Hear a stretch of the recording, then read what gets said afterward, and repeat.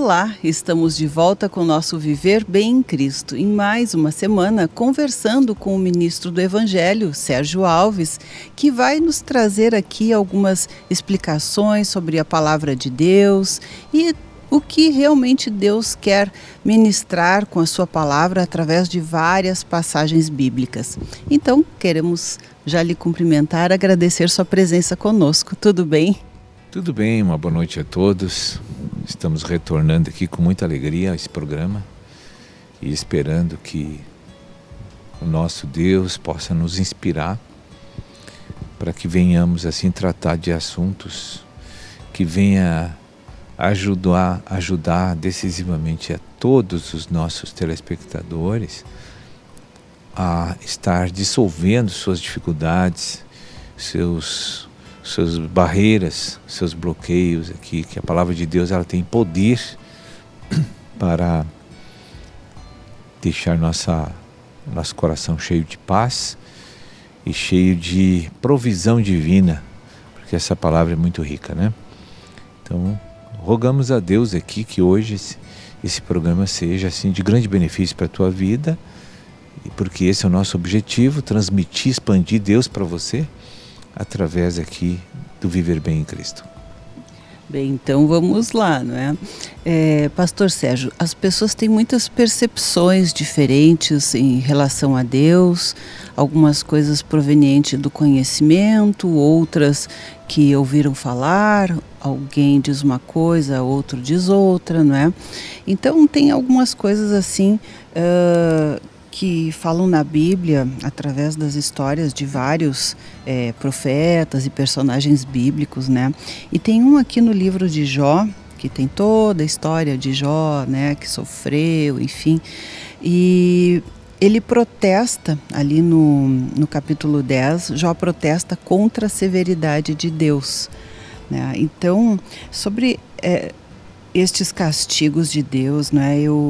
Eu vejo assim, de certa forma, que a gente não compreende, né? Muitas pessoas não compreendem, às vezes, que como que um Deus bondoso, né? Deus é amor, Deus é tão bondoso, pode nos maltratar tanto, né? As pessoas pensam nisso e já comentaram isso. Então, eu assim creio que é uma suposição equivocada que os nossos sofrimentos são devidos a essa ira punitiva de Deus, né? Então, eu gostaria, né? Eu tenho as minhas convicções também, experiências, né? Aprendi a compreender mais, né? Sobre o mover de Deus e eu gostaria então que o senhor nos falasse um pouco sobre isso. Sim. Veja como é que a medicina existe para evitar a morte física das pessoas e dar saúde para as pessoas. E eu lembro de uma passagem da minha vida que eu estava numa UTI com manga pelo nariz, manga pela boca, o abdômen furado, com um respirador artificial e sofrendo muito naquela UTI. E vários médicos estavam me tratando. Se eu olhasse aquele quadro de sofrimento, naquele exato momento, eu poderia deduzir que os médicos estavam sendo maus para mim. Estavam me punindo, mas na verdade eles não estavam me fazendo mal. Eles estavam me ajudando a sair de uma dificuldade que me levaria à morte. Então eles estavam sendo bondosos, estavam exercendo com fidelidade a sua profissão para gerar vida para uma pessoa, continuação da vida daquela pessoa. Buscando a cura. Buscando a cura, exatamente. Mas eu olhava o quadro, eu poderia deduzir que eu estava sendo despedaçado ali por eles, né? E maltratado, porque era agulhas cravadas pelo corpo e coisa e tal. Então, nesse caso de Jó, nós podemos assim usar uma analogia para dizer que tudo que Jó sofreu, padeceu e sofreu é porque Deus também queria curá-lo. e queria lhe dar uma vida de vitória, uma vida de paz, de satisfação e uma vida de prosperidade. Agora, Jó, na hora que estava passando a experiência do sofrimento, ele não vislumbrava o futuro de que Deus tinha para ele e nem sabia que Deus ia dar um futuro brilhoso para ele e ia dar uma vitória daquelas como deu no capítulo 42 de Jó. Então você pensa assim que a gente não pode tirar conclusões de momentos que nós estamos passando. Nós precisamos pensar de que tudo há um propósito debaixo do sol, quando acontecem coisas com a nossa vida, sejam boas, sejam desagradáveis, sejam ruins, gerem muito sofrimento. Nós precisamos entender que o nosso Deus, que cuida de todos, até dos incrédulos, porque dos incrédulos Deus dispensa para eles uma misericórdia e não deixa o maligno dissipar sua vida. Então Deus guarda as pessoas até chegar o momento de que elas têm a oportunidade de encontrar Deus.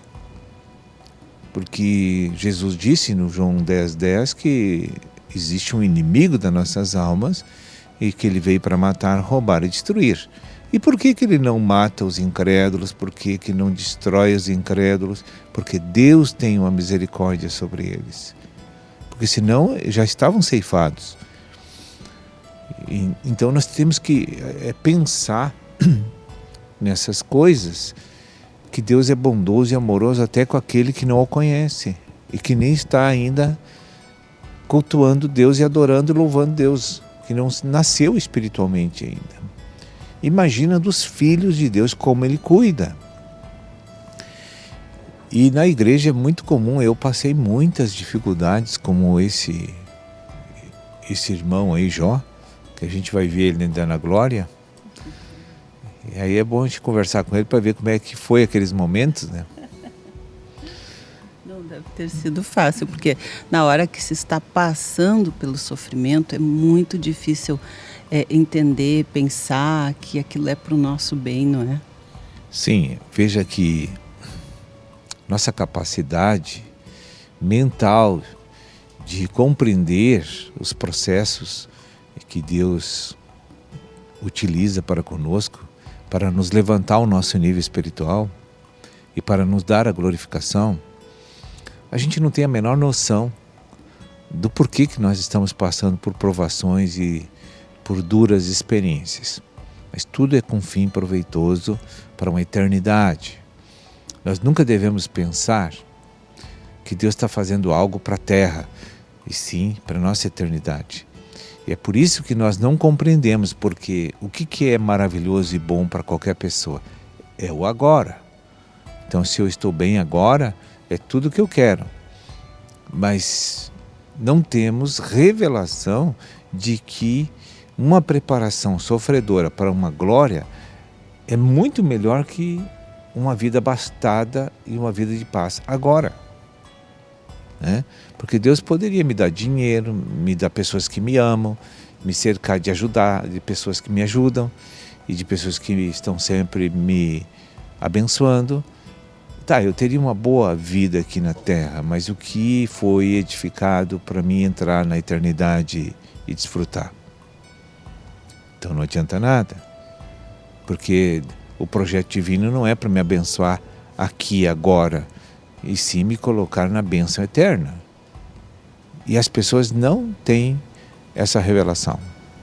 Não que as pessoas não possam ter todas essas bênçãos, né? Porque a palavra diz, né, que Deus quer que a gente coma o melhor da terra, né? Então isso também é o significado disso é um significado literal ou também tem uma conotação assim espiritual mais aprofundada? Essa frase que diz, né, que a gente comerá o melhor da terra se obedecermos a Deus. Comer o melhor da terra, primeiro eu tenho que ter o governo espiritual na minha vida. Não adianta eu ter tudo da terra e não ter o governo espiritual. Eu vou ser um miserável, um mendigo aqui, né? Então, no momento que Deus troca o governo no meu coração, tira o governo humano e coloca o governo espiritual, eu vou saber desfrutar das bênçãos terrenas, mas muito mais das celestiais, né? Bem, nós vamos fazendo um breve intervalo e já voltamos aí comentando ainda sobre essa questão das dores e sofrimentos que todo homem passa, né? Se já não passou, está passando, ainda vai passar, não é? Tenho certeza que ninguém passa assim impune nessa terra, mas voltamos já com você. Viver bem.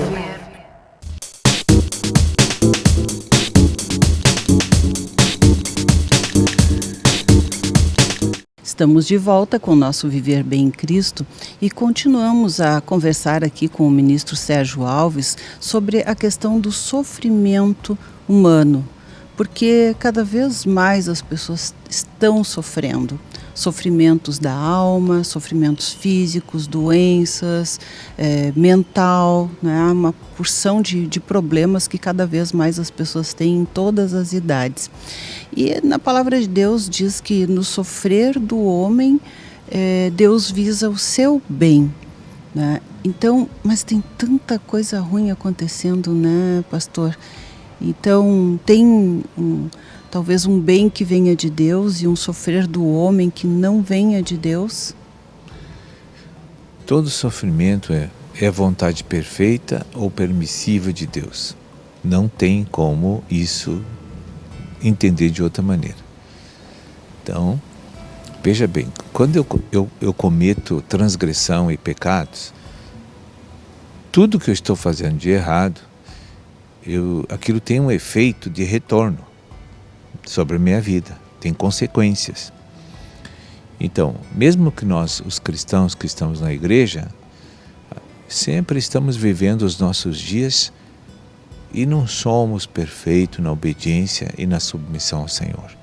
Então, estamos cometendo transgressões dos mandamentos. Às vezes, as consequências não retornam sobre nós num curto espaço de tempo. Às vezes leva anos, né? Mas a Bíblia diz que tudo que o homem semear, colherá. E é aqui na terra. E às vezes não é da mesma maneira, não é? Por exemplo, a pessoa cometeu um roubo, daí ela vai ser roubada. Eu penso que às vezes aquela pessoa que cometeu aquela transgressão, ela pode colher de outras formas que também vão fazê-la sofrer, não é? Com certeza. O retorno a gente nunca sabe qual a natureza desse retorno. É Deus que escolhe. Por exemplo, se alguém me roubar e eu tenho muito, eu não senti nada. Né? Então Deus vai fazer com que esse retorno venha tocar naqueles pontos que me desequilibram, me faz sofrer, né? Porque senão não tem sentido o quebrantamento. Como é que Deus torna uma pessoa natural numa pessoa espiritual? É por meio do sofrimento. Tem que quebrar nossa força natural. Tem que diminuir nossa força natural. Senão nós nunca vamos obedecer Deus e nunca vamos compreender Deus. E nunca vamos anelar viver com Deus. E as pessoas querem descobrir uma fórmula de burlar esse tratamento de Deus para não sofrer. Sim, é verdade. Todo mundo procura maneiras próprias, né, coisas naturais para escapar daquele sofrimento. E não tem quem não faça, não tome essas medidas para tentar escapar do sofrimento. Porque a alma humana odeia sofrer. Toda a alma humana odeia sofrer. Agora, o governo humano só é perdido na nossa alma quando você sofre. Se não sofrer, não tem perda. Por que é? O que é o governo humano? É a vontade humana, que através de trabalhos espirituais das trevas dentro da nossa mente, coloca convicções, pensamentos, visões de que nós devemos viver de tal e tal maneira. Valorizando isso, desprezando aquilo, né? Então, quando a gente vai viver, não vive o padrão de Deus. Aí, se Deus me deixa eu terminar o meu tempo na terra dessa forma, Ele me condenou. Sim, porque não vai poder se conectar na eternidade com Deus, né? Está em desacordo. Exatamente. E eu terei todos os motivos para acusar Deus de que esqueceu de mim. Não é?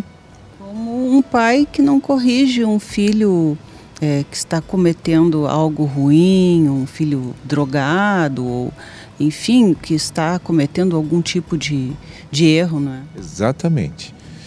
Então, Jó achou que Deus agiu com muita severidade. Eu também acho que Deus agiu com muita severidade na minha vida. Eu creio que você também vai achar que os momentos que a gente passa de sofrimento, tribulação, provações, a gente sempre vai achar, porque a minha dor é a maior do mundo. Mas as pessoas não têm consciência de o quanto elas fizeram coisas erradas também, não é? Se a gente for analisar quanto a gente transgride pelo próprio sistema em que fomos criados, ou por nós próprios, pelas nossas escolhas, porque a nossa alma é corrupta, né? E desde coisinhas mínimas até coisas grandes, não é? Porque a gente nunca tem uma atenção voltada para nossas atitudes, nossos pensamentos e nossas ações. Sempre nossos olhos estão olhando para frente, nunca para nós. Porque toda pessoa que faz uma autorreflexão dos seus atos, ela vai começar a descobrir de que ela não está agradando a Deus. Mas é que nós não temos esse sistema de vida. Na nossa vida não usamos uma autoanálise sob o prisma da palavra de Deus. A análise que eu faço é uma conjunção do racional com a minha vida, né? Eu uso o racional para avaliar as minhas ações, os meus pensamentos. Então, eu sou tendencioso, eu sempre vou me achar maravilhoso e bom, porque eu não vou dizer que eu sou ruim. Jamais. Porque sou eu que estou fazendo análise de mim mesmo, né? E na Bíblia tem um versículo que diz, no Salmo 36, se não me engano, quem poderá ver os seus próprios erros? Muito difícil. É verdade. Mas por isso eu creio Jesus disse que quem quisesse segui-lo, né, que negue-se a si mesmo. Né? Esse negar a si mesmo é negar aquilo que eu tenho vontade de fazer e que não é bom para os outros ou é contra os mandamentos de Deus e que acabam me prejudicando. Então, a gente, não só as outras pessoas, mas a gente acaba sofrendo as consequências de várias formas das nossas escolhas erradas, das nossas transgressões, do nosso egoísmo, né, de achar que está certo, né, por conta do nosso próprio ego, do orgulho, soberbo, enfim, todas aquelas coisas que Deus condena, não é? Com certeza. Veja assim, Jó sofreu ataques fulminantes em todas as áreas da vida humana. Ele era o homem mais rico da terra, perdeu tudo. Ele tinha uma família maravilhosa, perdeu toda. Tinha uma esposa, perdeu a esposa. Perdeu a casa que morava. Perdeu a saúde. E foi morar no lixão da cidade. Então ele teve um prejuízo social, um prejuízo pessoal, um prejuízo familiar. Ele ficou envergonhado porque sempre foi um homem que adorava e louvava o Senhor, e o Senhor deixou ele naquele estado de opróbrio dentro da comunidade. Então as pessoas, onde é que está o teu Deus? Não passavam por ele. Onde é que está o Deus que tu tanto pregava, que tu tanto zelava por ele, né? E ele estava lá. Esse quebrantamento de Jó, ainda bem que foi curto, durou 11 meses, né? E Deus fez toda essa revolução na vida dele. claro que ele ia achar severo, né? Imagina, no capítulo 10, a recente tinha acontecido a tragédia total na vida dele. Né? E muitas pessoas julgam, né, pastor? Olham para as pessoas, assim, vê o estado de calamidade e pensam isso mesmo. Mas olha só, cadê teu Deus? Que tu tá sempre louvando, tá sempre buscando, tá sempre orando e olha o estado que tu tá, né? Então, as pessoas julgam dessa forma. E é um paradoxo, porque na verdade está sendo abençoado. Como entender isso? Tem que estudar muito para entender isso. Num programa como esse, assim, a gente não tem condições de fazer uma digressão para você chegar no entendimento de que o Jó, nessa situação de opróbrio, estava sendo abençoado. Eu posso dizer que é complicado, porque fazem 13 anos que eu tenho estudado a Bíblia, ouvido, né, a palavra, as suas ministrações, e agora, recentemente, que eu consegui compreender isso de uma forma, não vou dizer plena, mas assim, de 80%, digamos assim, não é? Que compreender a gente compreende, falta aquela partezinha duas vezes a aceitar, e aí a gente não fica com aquelas dúvidas, né? Normais, eu acho, da alma humana, não é, pastor? Mas essa questão do compreender esse mecanismo de Deus, isso nos traz, assim, uma grande paz, né? É muito bom isso. Veja que o próprio Jó não compreendia. Mas Deus compreende, isso basta. É só confiar. Confiar que, né, tem um propósito bom. Bem, pastor, isso é fé, né? E a gente vai deixando você hoje aqui, né, com estas palavras aí, né, para que você medite aí durante, né, o decorrer dessa semana aí, quem sabe, busque, né, se aproximar de Deus e pensar, né, sobre como Deus age, o que Ele quer de nós, né? Então, nós agradecemos ao pastor Sérgio mais uma vez e, se Deus quiser, estaremos aqui na próxima semana com o nosso Viver Bem em Cristo. Até lá! Até lá, que Deus abençoe a todos vocês. Viver bem.